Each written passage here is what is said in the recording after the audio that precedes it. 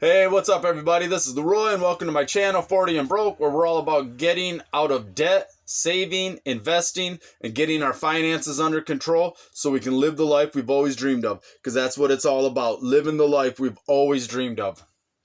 So I was coming here today and I wanted to do another one of these prison to penthouse videos. So like I've said in all of them, I was in prison. I spent it. If you're new to my channel, I spent 11 years in prison. I committed an armed robbery, a couple home invasions. I escaped from the county jail back when I was about 18 years old. And I spent 11 years in prison. I got out when I was 29, almost 30 years old. So, basically,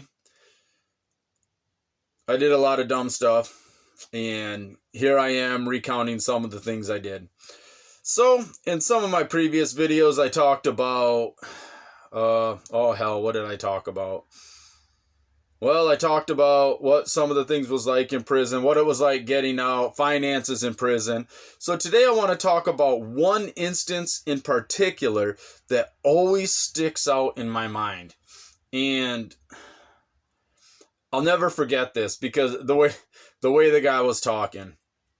And what he said was so profound, but he didn't realize what he was saying.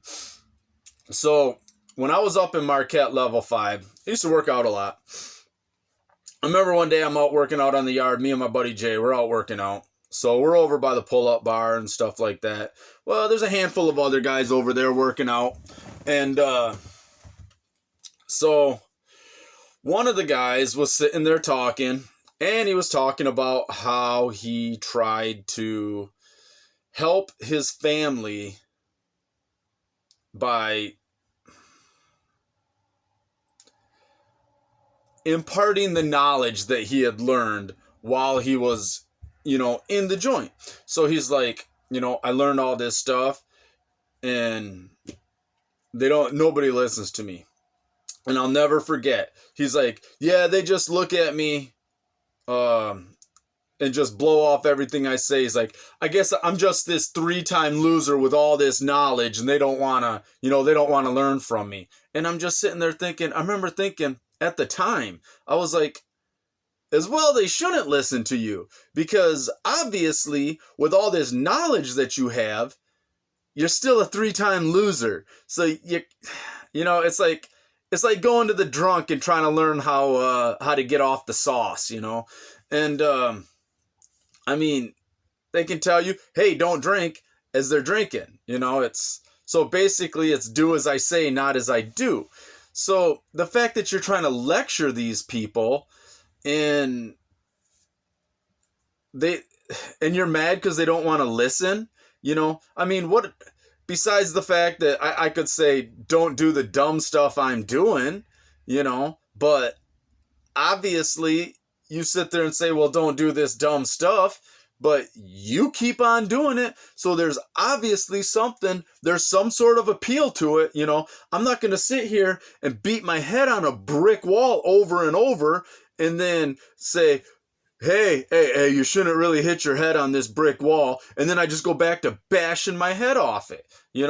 Somebody's going to be like, well, there must be something good about bashing your head against a brick wall because obviously you keep doing it. So it got me thinking, I always hear all this stuff, knowledge is power, knowledge is power, knowledge is power. No, it's like if knowledge was power, this 3-time loser with all this knowledge, he'd be leading something. Let's be honest, the guy's probably not only are you a 3-time loser, but you can't even get your ass out of level 5 maximum security prison. At least I was in maximum security because I had an escape. It wasn't because I was a mess up. I really didn't have all that bad of a record while I was in the joint. I had a handful. You got major and minor tickets. I think I got 5. I think I had 5 major tickets in 11 years. I'd never been to the hole once, and that's administrative administrative segregation. I'd never been put in ad seg. Not once. I mean, yeah, I got in a couple fights. Dumb stuff happened to me. I did dumb stuff, but I always, because I really didn't cause any problems for the officers. Basically, they were like, he does his job. He goes to work in the morning. He comes back in the afternoon. He works out. In the evening, he plays Dungeons and Dragons, which you weren't supposed to do. But they're like, he don't give us any trouble. If anything, he might be passing something. We might catch him past his cell, because you weren't allowed to go past your cell on the rock. You know, you had no reason to be down past your cell. So they're like, I mean, this is the majority of the stuff this guy does. So I'd get, I got away with stuff. I got away with, little things. Having a tattoo gun, I got busted with that a couple times. Didn't go to seg for that. I had basically what could have been a knife, but it was just little staples melted into an ink pen, and I was doing soap carvings. And, so basically, like I say, I slid by on a lot of stuff because, like I said, you don't cause trouble, and basically the officers turn a blind eye when you do little things. Now, so I was in level 5 because of the escape. That was it. There was no other reason for me to be in level 5. I think I caught one ticket while I was in level 5, and that was a theft ticket. It was the dumbest theft ticket I'd ever had. A handball. The little rubber blue balls that you play racquetball with or something. Yeah, that's what I had. I had one of those in my cell, given to me by the rec director, and they said you had recreation equipment, that I'd stolen it off the yard. So I got a theft ticket for that. That's, that was the extent of my my bad stuff there. But anyway, so I'm up in level 5 there, and I'll never forget, that guy's just like, I'm just this 3-time loser with all this knowledge, but what am I? And I'm like, you're obviously an idiot, because one, you can't stay out of prison. I understand recidivism sucks. You come out into crappy situations, and yeah, you go back. Why? Because you did more dumb shit. Basically, let's be honest. You did more dumb shit. Yeah, you can sit there and say, well, my life is bad. I come from a bad part of town. You know what? I can point to 100 people that come from a bad part of town and they made something out of their lives. So, you know what? Don't be a victim. I was just telling my nephew this the other day. He's like, the reason my stuff is this is because my mom does X, Y, and Z. I'm like, stop being a victim. You're not a victim. Stop whining. You do dumb shit because you choose to do dumb shit, So basically this guy's just like, they don't want to listen to me. Nobody wants to listen to me. And I remember thinking, as well you should. And once again, I'm completely rambling. And as well, they shouldn't listen to you. But as I was saying, knowledge is power. Knowledge is not power. Knowledge isn't power. Knowledge is... what's the word I'm looking for? Latent power, maybe. It's what would it's power that's there. It's contained. Power that's contained, but it's not action. Okay, so let me fix this a little bit since I moved up. Knowledge is the seed. Knowledge is a seed. It hasn't bloomed yet. The action is what causes it to bloom. If you want to be... knowledge is only power once it's recognized as action. You had that, what was that Batman movie where Jim Carrey was the Riddler, and he was like, if knowledge is power, I am God. Because he's just sitting there plugging all this power into his head. Well, what are you doing with it? You're not doing anything with it. I mean, I can memorize an encyclopedia, or I can watch 1,000,000 videos and know how to tear apart a car, an engine, and rebuild it all. But if I don't do it, then what is it? It's just latent. It's latent power. It's nothing. It's wasted potential. I heard that a lot too. And but that might be another story about the science teacher that told me I was in the joint, that told me I was a complete waste. He's like, dude, you're a waste of skin. And, but, so, maybe I'll tell it in this story here in a minute. But the whole point is knowledge is basically unrecognized power. You know, it's unrecognized until you commit an action that actually does something. You know, knowledge is nothing. You know, it's just here. That's all it is. It's right up here. It's not until you move it into your hands and spread it out that knowledge becomes anything. That's when knowledge becomes worth a damn. So basically, when you say I'm a 3-time loser with all this knowledge, you've done nothing. You know, that's what you are. You're right. You should have just stopped at 3-time loser. That's all you should have stopped with. I'm a 3-time loser with all this knowledge. No, you're just a 3-time loser. Plain and simple. Until you take all that knowledge that you claim to have and do something productive with it, then you're just a 3-time loser. Which brings me to my story. I'm in quarantine. No, I just got out of quarantine. I was out of quarantine. I was, at the time, in the MDOC. This is in 97. Just about 98. Everybody that did not have a high school diploma had to go to school and get a GED. You couldn't even have a job in the MDOC until you got your GED. You know, things have changed a little bit, but back in 97, before I could get a job, I had to go to school, get my GED. Well, I did all these little half tests to assess how much testing you need before taking the GED. I passed all of them with flying colors. Like, the math teacher stopped me and she was like, where's your, I was late. I was late for school. Me and another guy. So I've got the officer chewing us out for being late, saying if we're late again, she's going to write us a ticket for being out of place. So now I got the teacher, the math teacher, and she's like, I need to talk to you. I'm like, oh, geez, what now? You know, what now?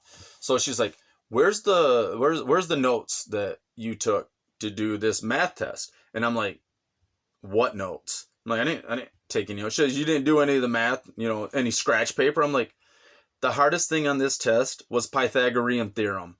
I did everything in my head. And she's like, are you serious? I'm like, yeah, I'm serious. I'm like, why? Why do you need the notes? I didn't write any problems down. She's like, well, I've never seen this before. You got 11 out of 12 answers correct.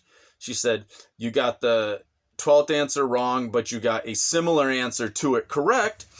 So I just wanted to see your work and see if, you know, basically it was just a miscalculation. I'm like, well, I don't have any scratch paper because I did it all in my head. She's like, wow. She's like, I've never seen this before. She said, she's like, what do you want to do in my class? I'm like, can I sleep?